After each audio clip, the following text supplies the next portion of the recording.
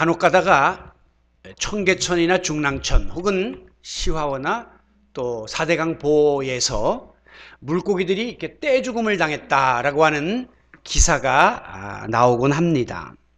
그 이유는 여러 가지가 있는데요. 특별히 수온이 급상승해서 여름에 너무 더워지거나 또 반대로 겨울에 급강하될 때에 이런 일이 많이 벌어진다고 합니다. 그리고 녹조나 또 인근에 있는 공장에서 폐수가 흘러들어오게 될 때에 물고기들이 더 이상 숨을 쉴 수가 없어서 죽음에 이르러 폐사를 하게 되는 것이죠. 고대 철학자, 헬라의 철학자였던 텔레스라는 사람은 만물의 근원은 물이다 라고 이야기했습니다. 즉 물과 생명은 뗄래야 뗄 수 없는 불가분의 관계에 있음을 보여주는 말씀이죠. 우리 인체의 구조도 피의 90%가 물로 되어 있고 뇌의 80%, 뼈의 25%, 또 살의 80% 이런 것들이 다 물로다가 형성되어 있다고 합니다. 특별히 새 생명이 태어나기 전에 보면 그 어머니 뱃속에서 9달 동안 물속에 사실은 잠겨 있는 거나 마찬가지예요. 그러다가 양수가 터지면서 바깥의 물과 함께 그 새 생명이 나오게 되는 것이죠. 그리고 이제 평균 수명을 살 경우에 인간은 평생 동안에 약 7,000갤런의 물을 마시면서 살게 된다고 합니다. 그야말로 인간은 물에서 태어나서 물의 은혜로 살다가 인간이 죽게 되면 몸에서 수분이 쑥 빠져나가면서 죽음에 이르게 되는 것이죠. 뿐만 아니라 이 지구 표면의 4분의 3을 물이 덮고 있다고 하는 겁니다. 그런데 문제는 오늘날 이렇게 생명의 근원이 되는 물이 점점 지구상에서 줄어들고 있다는 사실입니다.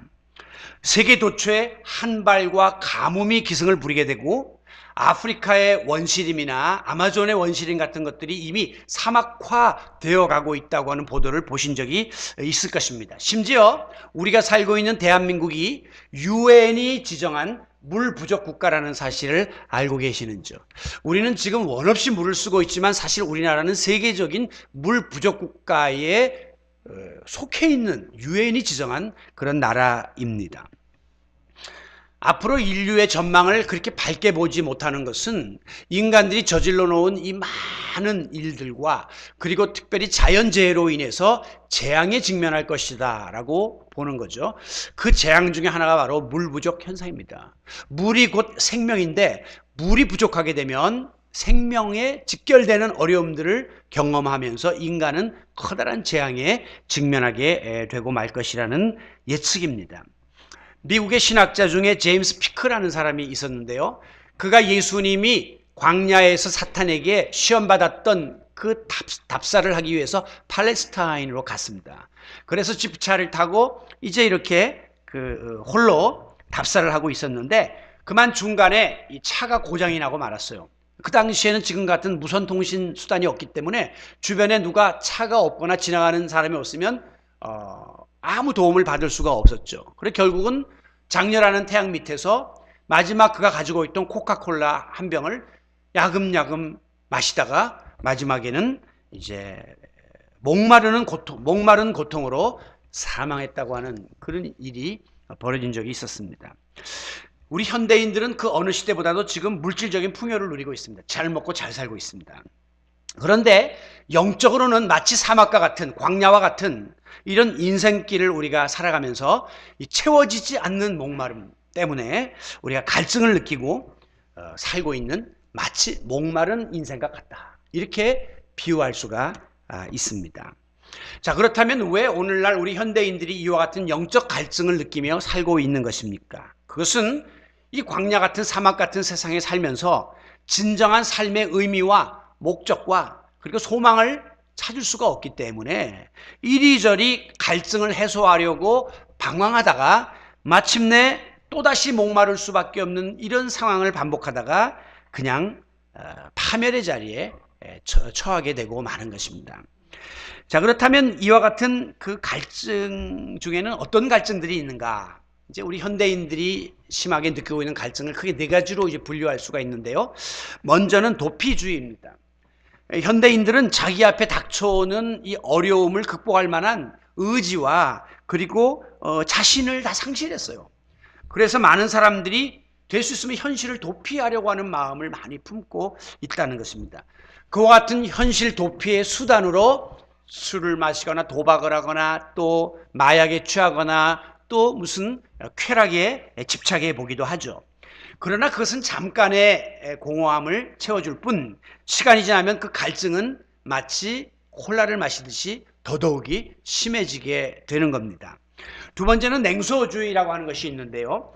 현대인은 자기 자신에 대해서 이렇게 비하하려고 하는 그런 마음이 있습니다. 삶을 이렇게 비관적으로 보려고 하는 성향이 많다고 하는 것입니다. 그래서 별로 가치 없는 인생이고 별 살만한 의미가 없는 삶이다. 그렇게 자꾸 생각을 하다 보니까 이게 염세주의적으로 빠지게 되고 그리고 마지막에는 희망을 잃고 자기를 비참한 자리로 처박게 만드는 인생의 허무함에 빠지게 되는 겁니다.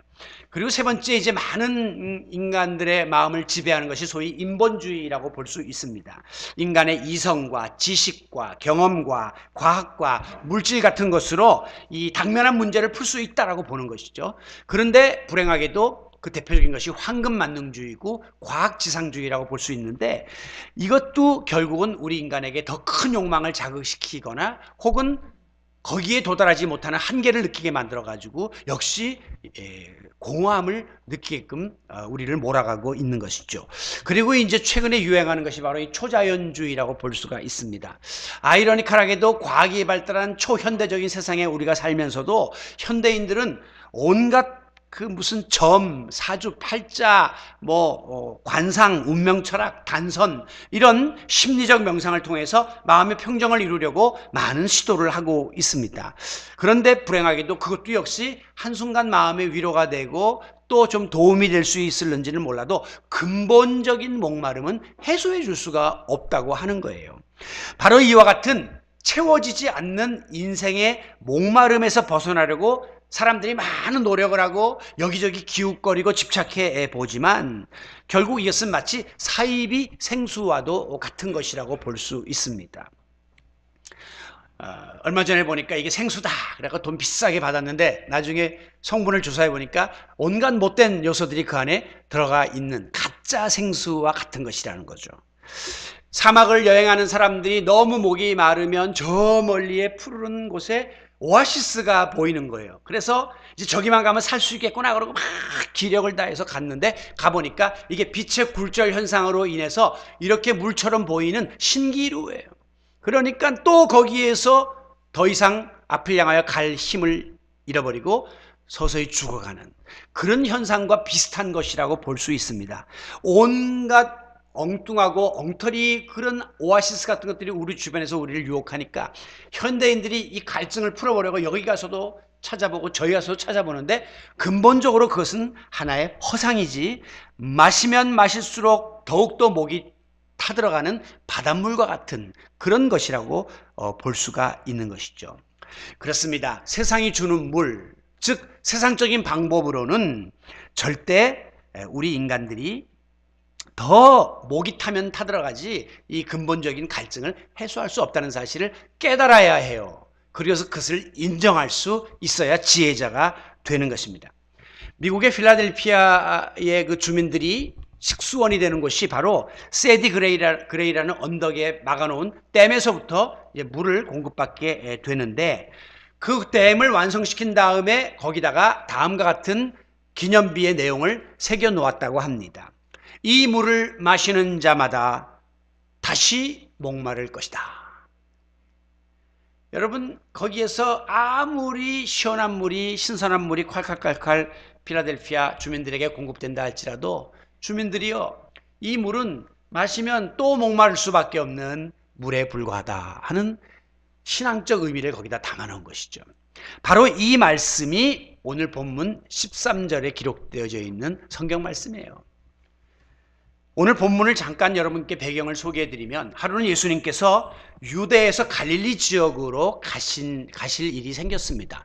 당시에 이스라엘은 밑에는 유대, 가운데는 사마리아, 위에는 갈릴리 이렇게 크게 세 가지 지역으로 나누어져 있었는데 예수님이 밑에 지역에서 위에까지 가려면 필히 이 사마리아라는 곳을 통과해서 가셔야 했습니다.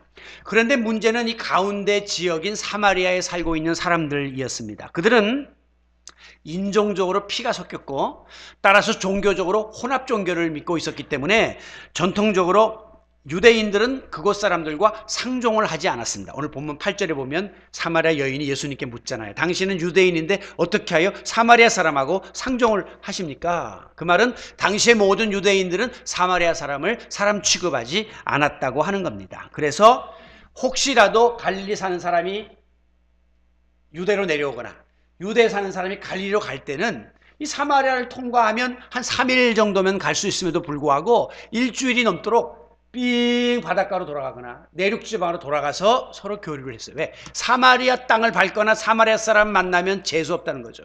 그거는 그 사람들을 경멸한 거예요. 그래서 아예 사람 취급을 하지도 않는 그런 상황에 놓여 있었습니다. 그럼에도 불구하고 예수님은 이제 유대를 떠나서 갈릴리로 가시려고 할 때 당시 사람들의 통념을 깨고 사마리아 지역을 통과하시게 되었다고 하는 것입니다. 여러분, 이것은 예수님의 마음이 당시에 얼마나 열려 있었는가를 알 수 있어요. 그리고 예수님이 얼마나 개혁적이고 개방적인 분인가를 알 수 있습니다. 그래서 저게 생각할 때 저는 목사 중에 상당히 마음이 많이 열려있는 목사라고 생각을 하거든요. 그런데 예수님이 그 당시에 유대인들의 전통, 바리새인들의 그 율법주의 이런 것들을 과감하게 타파하셨고 공격하셨습니다. 그래서 이스라엘 사람들이 정신을 못 차릴 정도예요. 지금까지 우리가 해오던 거를 막 뒤집어 엎으니까 야, 이런 사람이 어딨냐 그래가지고 사실은 예수님이 십자가에 달리게끔 만드는 원인 제공이 예수님의 그 개혁성에 있었던 거거든요. 딴 사람이 안 하는 일을 하고 지금까지 안 하던 일을 예수님은 과감하게 하셨는데 당시 사람들은 사마리아 사람을 경멸하고 침뱉고 거들떠보지도 않았으나 예수님은 그 사람들이 사는 동네에 들어간 거예요. 그 자체가 너무 그 당시에는 충격적이었습니다. 하지만 우리는 여기에서 상당한 위로를 받게 되는 것이에요. 우리 예수님은 세상적인 조건이나 기준이나 평가에 있어서 내가 좀 부족하고 미흡하다 할지라도 그래서 사람들은 우리를 함부로 대하거나 또 우리를 향해 손가락질을 한다 할지라도 우리 주님은 내 모습 그대로 인정해 주시고 존중해 주시고 용납하심을 믿으시기 바랍니다. 우리가 아까 부른 찬송 중에 목마른 자들아 다 이곳에 오라. 이곳에 좋은 샘이 흐르도다. 빈부나 귀천의 분별이 없이 교회는 빈부의 차별이 있으면 안 돼요. 교회는 귀천의 차이가 있으면 안 돼요. 그래서 저는 특수교회를 별로 바람직하다고 보지 않습니다. 이제 물론 어떤 교회 보면 어떤 회사 사람들이 주로 모인다든가 어떤 그룹의 사람들이 모인다든가 디자이너들이 모인다든가 운동선수들이 이렇게 특수한 사람들끼리 모이는 연예인들이 모이는 그런 교회들이 있는데 그런 교회는 교회의 보편성, 캐톨릭이라고 하는 보편성을 가지고 있지를 못해요. 거기는 일반인들이 접근하기가 어려워요. 돈 많은 사람이 모이는 교회는 돈 없는 사람이 못 가요. 배운 게 많은 사람이 나오는 교회는 설교 수준이 너무 높아서 조금 무식하면 거기 가서 들을 수가 없어요. 이런 특수함은 특히 상향된 교회들은 그렇게 보편성에 있어서 문제가 있는 거예요.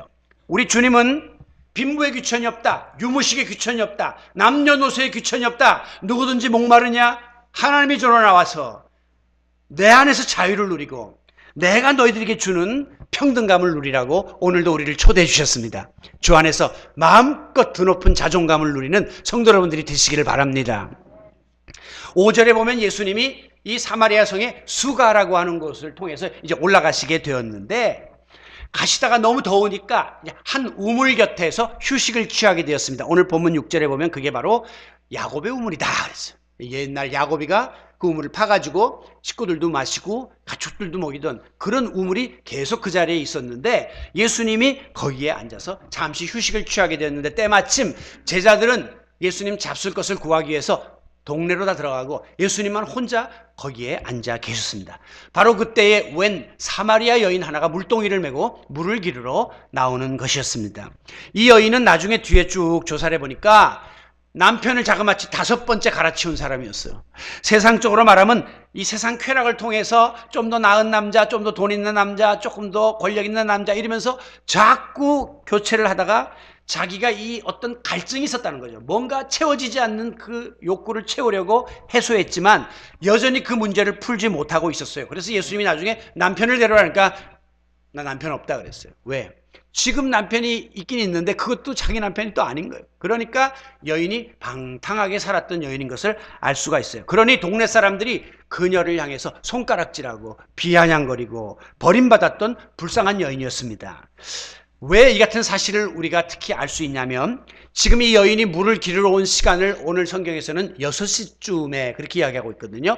이 6시라는 시간은 오늘 우리나라의 시간으로 말하면 정오를 뜻하는 겁니다. 가장 해가 중천에 떠 있는 정오, 뜨거운 시간에 물 길러 오는 거예요. 이런 팔레스타인 지역 사람은 그 시간에는 나다니질 않습니다. 너무 덥기 때문에 활동을 하지 않거든요. 그리고 또 더운 나라는 그 시간에 낮잠을 자거든요. 그런데 이 여인은 사람들의 눈을 피하기 위해서, 사람들의 수군거림을, 사람들의 손가락질을 피하기 위해서 가장 더운 정오 시간에 물을 길러 노동을 하러 이 자리에 나왔다고 하는 사실은 얼마나 그녀가 멸시와 수모를 당하고 있었는가를 입증하고 있는 것입니다. 그런데 놀라운 것은 예수님은 이미 그녀의 그 모든 상황을 알고 계셨습니다. 그리고 어떤 의미에서 예수님이 거기에서 그녀에게 물을 달라고 한 것은 그것을 통해서 그녀에게 접근을 하고 구원의 복음을 안겨주시기 위함이 있던 것이죠. 그래서 7절에 보면 나에게 마실 물 좀 주시오. 그렇게 부탁을 하신 겁니다. 사실 예수님은 조금만 기다리면 제사들이 와서 다 마실 물 잡술 거 다 해줄 텐데 예수님이 굳이 그 여인에게 접근한 것은 벌써 그 여인의 상황을 다 알고 계셨음을 보여주고 있는 것이죠. 여러분, 이 부분도 우리에게 큰 위로가 돼요. 사실 사람은 사람의 그 마음, 상대방의 마음을 다 헤아리기가 어렵습니다. 아무리 같이 오래 사귀었어도, 아무리 같이 살아도, 심지어 그 사람을 정말 사랑한다고 그렇게 생각을 해도 그 깊은 내면에 있는 모든 형편과 처지는 낱낱이 알 수가 없는 것이 우리 인간입니다. 그러나 사람들은 나를 제대로 이해하지 못한다 할지라도 우리 주님은 지금 우리의 형편을 알고 계십니다.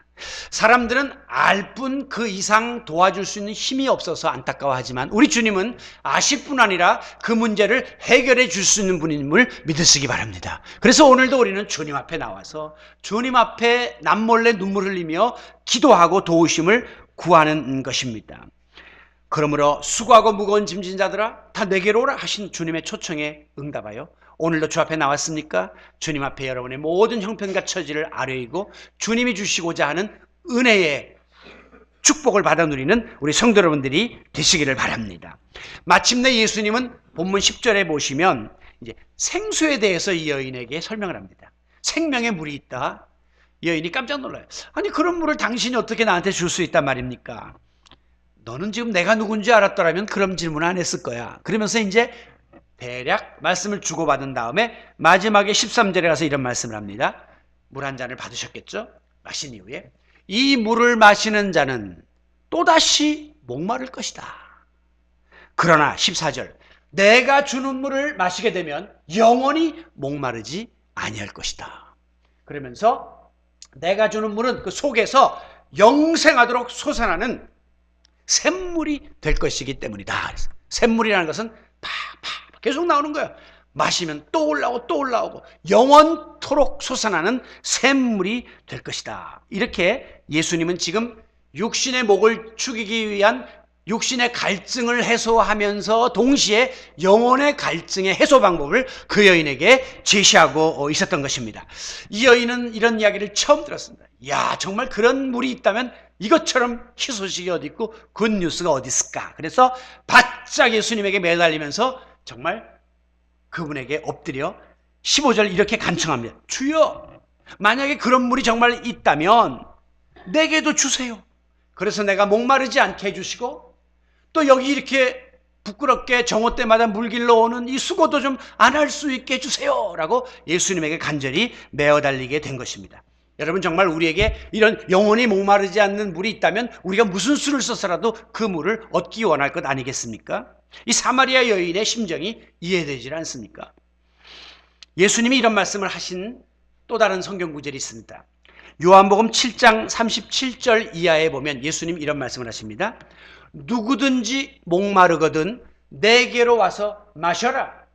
나를 믿는 자는, 예수님께로 와서 마신다는 것을 믿음이라고 이야기하고 있어요. 예수를 영접한 자는 성경의 이름과 같이 그 배에서 생수의 강이 흘러 넘치리라 그랬어요.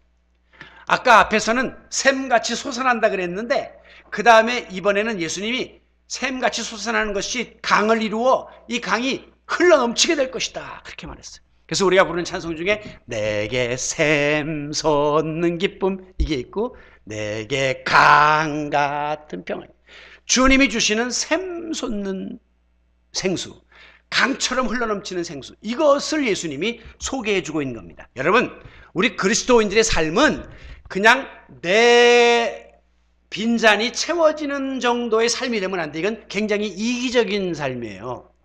여러분들이 그냥 나 한 사람 그냥 행복하고 우리 집안 식구 그저 건강하고 그냥 우리 교회 그냥 평안하고 이걸로 만족해서는 안 돼요. 그리스도인의 삶은 충만이라고 하는 것은 잔의 끄트머리까지 물이 올라가 갖고 그게 흐르는 거예요. 이렇게 흘러갖고 넘쳐나서 다른 사람들도 그 물을 함께 먹을 수 있는 자리까지 나가야 이것이 진정한 충만의 삶임을 믿으시기 바랍니다. 우리 교회가 우리끼리 행복하고 우리끼리 이만하면 자족하고 이만하면 다 우리는 괜찮다라고 안주하면 이것은 그리스도인의 사명을 감당하는 게 아니에요.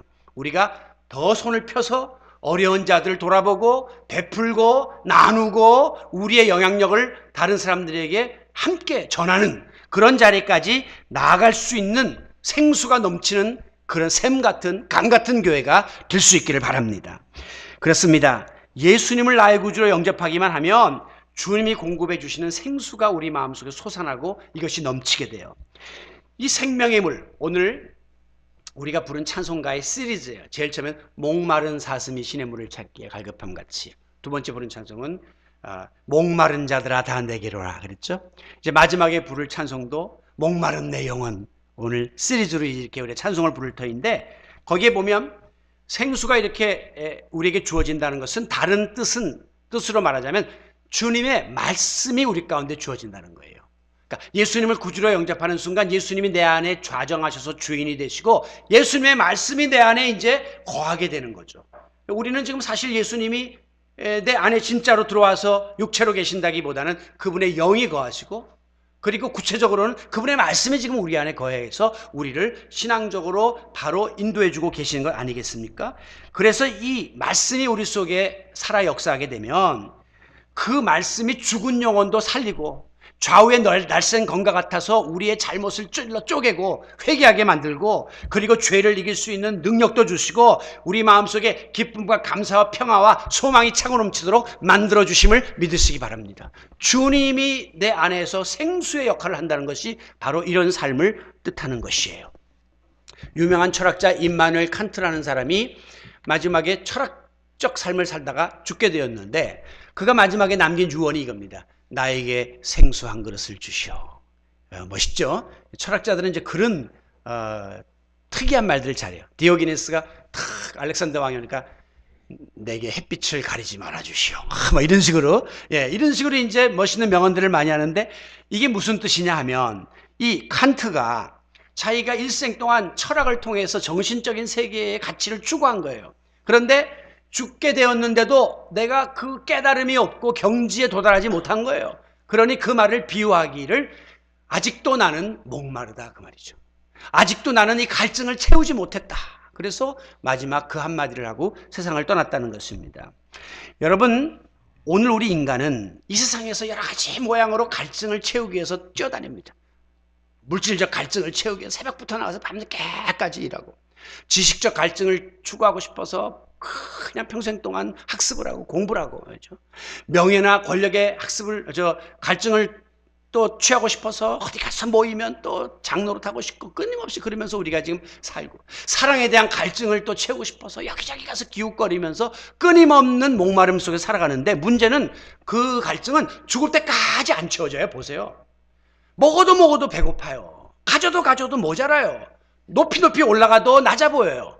그렇기 때문에 마지막 우리는 죽을 때 냉수 한 그릇 다오, 아직도 목마르다, 그리고 죽을 수밖에 없는 것이 인생임을 알아야 하는 것입니다. 왜? 유한한 세상에서 살고 있는 유한한 존재이기 때문이에요. 자, 그렇다면 오늘 우리가 어떻게 이것을 채워야 하느냐? 이것은 영적인 문제로 채워야만 갈증이 해소될 수 있음을 알아야 해요.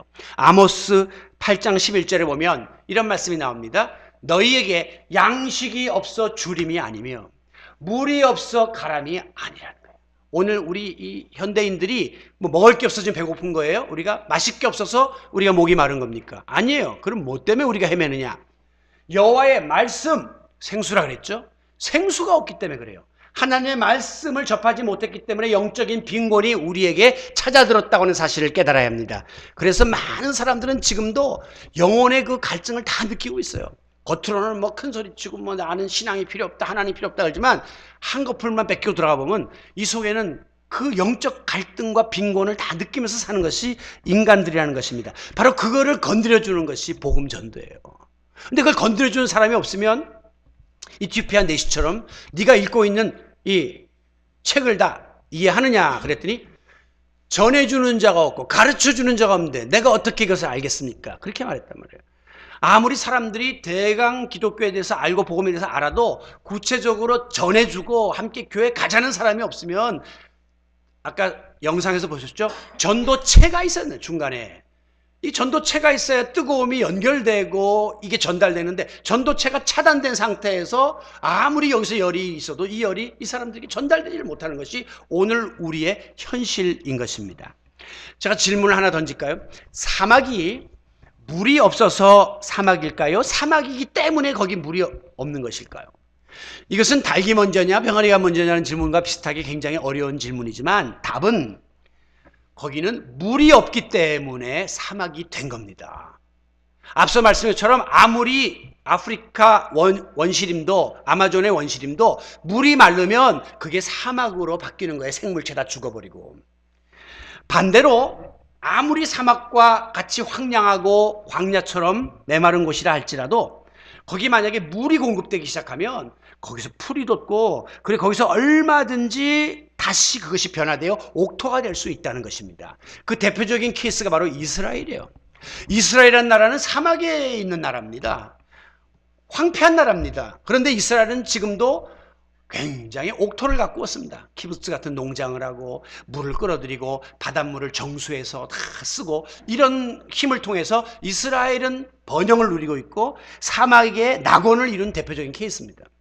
그러나 어떤 나라는 아예 사막에서 물을 활용할 수가 없기 때문에 물이 생명인데 물이 없으니까 계속해서 피폐한 삶을 살아갈 수밖에 없는 것이죠. 마찬가지입니다. 오늘 하나님이 없는 인생, 그들은 마치 메마른 사막 같은 인생입니다. 그들은 아무리 세상 것을 갖추어도 황량한 광야와 같은 삶을 살 수밖에 없는 거예요. 물이 없는 사막은 마침내 저주를 받게 되고 생명체가 다 죽게 되고, 그리고 마지막에 사람들이 다 떠나게 되고 파멸에 이르는 것처럼, 생수의 공급자이신, 생수의 근원이신 예수 그리스도가 없는 인생은 아무리 세상적으로 가꾸고 차리고 돌아다녀도 마지막에는 피폐해지고 인생이, 그리고 절망 가운데 빠질 수 없다는 사실을 기억하시기 바랍니다. 여러분, 우리가 인생을 살면서 세상적으로 재물을 많이 가지고 있고 지식을 많이 갖고 재능을 갖고 건강하고 명예를 갖고 권력을 지닌다 할지라도 예수 그리스도가 주시는 생수를 공급받지 못하면 그 지식 얼마안가 패하고 그 재능 다 사그라지고 그 물질 다 엉뚱한 데서 다 날아가고 그 건강 하루아침에 잃어버리는 일이 벌어지는 것입니다. 그러나 생수의 근원이신 예수 그리스도가 내 안에 흐르고 있으면 물질이 많고 적음에 상관없이 우리의 영혼은 충족한 거예요. 건강이 좋고 나쁨을 뛰어넘는 믿음으로 우리는 얼마든지 풍요로운 삶을 살 수 있음을 믿으시기 바랍니다. 이것이 바로 그리스도인이 누리는 축복이에요. 생수의 근원이신 예수 그리스도께 우리가 그러므로 심령의 뿌리를 내는, 그렇게 되면 물가에 심기운 나무처럼 사시사철 이파리가 푸르고 사시사철 열매를 맺는 영혼이 잘된 것 같이 범사가 잘되고 강건한 복이, 그래서 만사형통의 복이 우리 가운데 임하게 되는 것입니다. 사랑하는 성도 여러분, 오늘 나의 삶의 모습을 한번 찬찬히 하나님 앞에서 들여다보시기를 바랍니다. 지금 여러분 왠지 모르게 영적으로 육적으로 목이 마르고 채워지지 않는 갈증을 느끼고 있습니까? 정말 목마른 사슴이가 시냇물을 찾게 갈급한 같이 뭔가 좀 이것을 해소하고 싶어서 이리저리 헤매며 방황하고 있지는 않습니까? 아무리 먹어봐도 마셔봐도 여전히 목마르고 배고프고, 아무리 가지고 누려봐도 이상하게 평안함이 없고, 아무리 즐기고 목표를 이루었는데도 만족이 없는 이런 삶을 우리가 살고 있다면, 내가 지금 외형적으로 물질적으로 너무 지나치게 빠져 있었구나. 여기서는 절대 충족이 없고 갈증 해소가 없다는 사실을 다시 한번 깨닫고, 이 모든 문제의 원인이 영적 빈곤과 영적 갈증에 있음을 깨달아야 합니다. 이것이 신앙적 자각이에요. 그래서 주님 앞으로 돌아올 수밖에 없는 것이에요. 여러분의 삶이 이 다람쥐 쳇바퀴 돌듯이 무미건조하진 않아요? 이렇게 벌써 1년이 다 가고 벌써 10월 달이 오고 좀 있으면 또 나이 한 살 먹고 이렇게 살다 가는 것입니까? 또 어떤 때는 내가 하느라고 열심히 일하지만 마치 빈 우물에서 빈 두레박 끌어올리듯이 또 막상 걷어보면 아무것도 없는 이런 공허한 삶을 우리가 살고 있지는 않습니까? 여러분, 인생살이가 지겹고 직장생활이 힘들고 경제생활이 꼬여가고 인간관계가 뒤틀리고 가정의 화평이 깨지고 있습니까? 건강이 악화되고 있습니까? 그리고 삶의 의욕이 떨어집니까? 설상가상으로 신앙생활과 교회생활도 침체되어 있습니까? 이 모든 갈증과 침체 원인이 어디 있나 곰곰이 들여다보면 근본적인 원인인 생수가 우리에게 공급되지 않기 때문에, 샘물에서 끊없이 물이 솟아나는 걸 내가 누려야 되는데, 이거 잠깐 주어진 콜라를 자꾸 마시니까 마시면 또 목마르고 마시면 또 목마르고, 잠깐 주어진 바닷물을 마시고 있으니까 그 갈증이 타오르고 있는 거예요. 오늘 우리는 이 생수의 근원이신 주님에게로 돌아가야 됩니다. 그리고 그분이 이 공급하시는 생수가 메마르지 않도록 계속해서 영적인 노력을 해야 되고, 영적으로 기도하고 말씀 보고 신앙생활하고 교회생활하는 이 줄을 놔서는 안 된단 말이에요. 이 파이프가 딱 하나님께로 연결되어야 은혜가 임하고 축복이 임하는데, 이 파이프 다 중간에 막힌 거예요. 게으름으로, 나태함으로, 초심 잃어버리고 세상적인 걸로 다 막아놓으니까 여러분의 삶이 피폐해질 수밖에 없고 사막화될 수밖에 없는 것이 아니겠습니까? 저는 특별히 이 결실의 계절을 맞으면서 11월 19일 우리 추수감사주일을 이 사랑하는 이들을 초청해서 함께 예배드리는 주일로 하면 좋겠다는 생각이 이 말씀을 준비하는 가운데 들었습니다. 그래서 제가 오늘 당회에 이 말씀을 드렸는데요. 여러분, 우리 교회는 남달리 전도를 강조하거나 교회 부흥을 강조하거나 이런 강요가 별로 없는 교회입니다. 사람들을 모셔와라 이런 일도 지금까지 거의 안 했습니다. 그런데 그러다 보니까 교인들이 그냥 다 나태해져가지고 자기 한 몸도 제대로 못 가누고, 그리고 다들 이렇게 침체되어 지내는 현상이 보여요. 왜 그런지 아십니까? 이 이스라엘의 갈릴리의 그 호수에서부터 물이 이렇게 흐르는데, 이게 사해로 들어가면 사해로 들어가면 사해는 앞뒤가 꽉 막혀 있어요. 물을 받기만 하는 거예요. 받기만 하니까 이 속이 점점 염도가 높아져서 짜지니까 생물들이 다 죽고 사해, 더 데드시, 죽음의 바다가 되고 말았어요. 오늘 교회가 은혜도 받고 축복도 받고 말씀도 받는데 전혀 내보내는 것 없이 그냥 가만히 자기 혼자 먹고 마시고 자기 혼자 다 품고 있으면 이게 교회가 내향화되는 겁니다. 왜 향화돼야 돼요? 이게 흘러가지고 홍해로 흘러나가야 되는데 떡하니 막고 있으면 동맥경화 현상이 나타난다. 돌지를 않는 것이죠. 오늘 교인들이 대부분 그런 현상이 나타나고 있는 거예요. 그러다 보니까 자꾸 문제가 내 쪽으로 치중되는 거예요. 그래서 사람들하고 필요 없이 부딪히고 안에서 작은 데서 바글바글하고 있지, 이것을 힘있게 피를 돌릴 수 있는 이런 건강을 잃어버리고 있는 것이죠. 그래서 제가 이번 추수감사절 때 119 운동을 하면 좋겠다. 11월 19일이니까 한 영혼을 119는 뭐예요? 그건 응급이요, 비상이요. 우리가 한 영혼을 응급 구원하는 일을 하면, 이거 얼마나 생각하기 힘들었겠습니까? 119 이제부터 한 달 동안 내가 한 영혼을 응급차를 통해서 병원으로 모셔 생명 살리듯이 내가 하나님 앞으로 한번 인도해야 되겠다 하는 생각을 가져보세요. 여러분 사랑하는데, 인간적으로는 그렇게 사람이 좋은데 교회 이야기만 꺼내 막 난리치는 사람들 있죠. 가족들 그렇게 내가 교회 지금 이렇게 오래 나오고 있는데 한 번도 여기 못 와보신 분 계시죠? 그런 분들 좀 한번 모시고 오세요. 그리고 그날은 특별히 오후에 소울싱어즈라고 하는 아주 유명한 가스펠 그룹이 옵니다. 그리고 우리 안수집사회에서 그분들을 다 초청했는데, 그래서 이번에 그런 우리가 잔치를 한번 하려고 해요. 저는 벌써 한 사람을 집어놨어요. 여러분들도 한 사람이 한 분 세상에 교회 그날 못 모셔온다면 거기 정말 그 교인이라 할 수 있습니까? 여러분 관계 속에서 한 사람이 없단 말입니까 도대체? 아직까지 특히 우리 교회 나오다가 특히 안 나오신 분들, 또 장기 결사하는 분들 한번 전화 한번 해보셨어요? 한번 안부 전해보셨어요? 그분들 중에 상당수가 한번 옆구리 찔러주기를 원하는 분들도 많이 계셔요. 내가 다시 이렇게 발로 내가 나오긴 너무 어색한데 누가 좀 계기를 마련해주고 좀 이렇게 인도해주면 좋겠는데 아무도 반응을 안 하고 있으니까, 저버리고 있으니까 나는 이렇게 소외된 사람인가 보다라고 단념하고 있는 분들도 꽤 계세요. 제가 그런 분 한 분 지지난주 만났거든요. 오시겠다 했어요. 저는 지금 요즘 계속해서 그런 분들 많이 챙기고 있습니다. 여러분들도 그런 그 어떤 마음을 가지고 지금 다 영적으로 갈증을 느끼고 있는 이 시대 속에서 시원한 생수를 마실 수 있는 길로 그분들을 인도하는 것이 가장 축복의 길이 아니겠습니까? 그리고 한 달 동안 그분을 위해서 늘 기도하십시오. 하나님 함께 해주시고 그 영혼을 구원해 주세요.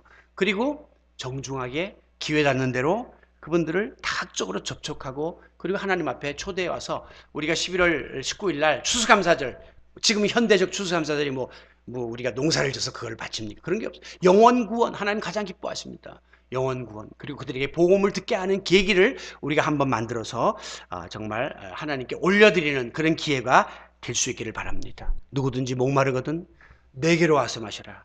너 지금 거기 가서 명상한다고 되는 거 아니야? 거기 가서 절한다고 되는 거 아니야? 돈 번다고 문제 해결될 것 같아? 아이한테 희망 걸었다 그거 너 큰 낭패 본다? 세상의 것은 다 목마른 인생의 갈증을 또다시 가져다 주지만, 내가 주는 물을 마시면 예수 그리스도 만나고 그분의 말씀 안에서 살게 되면 영원 깊은 곳에서부터 생수가 샘같이 솟아나고 그 샘 같은 물들이 강처럼 흘러넘치는 삶을 살 수 있어 라고 전할 수 있고, 또 이 음성에 우리가 귀를 기울이고 하나님 앞에 더 가까이 나갈 수 있기를 바랍니다. 여러분, 우리가 더 이상 세상의 공허한 것들로는 이 결코 타는 목마름을 체험받을 수 없음을 주님 앞에 고백하고, 사마리아 여인처럼 주여 영원히 목마르지 않는 생수를 내게도 주시옵소서. 하나님 앞에 더 가까이 나아가서 매어 달림으로 영혼의 목마름도 해결받고 아울러 인생의 목마름도 해결받는 영육간의 복을 받아 누리는 성도 여러분들이 되시기를 바랍니다.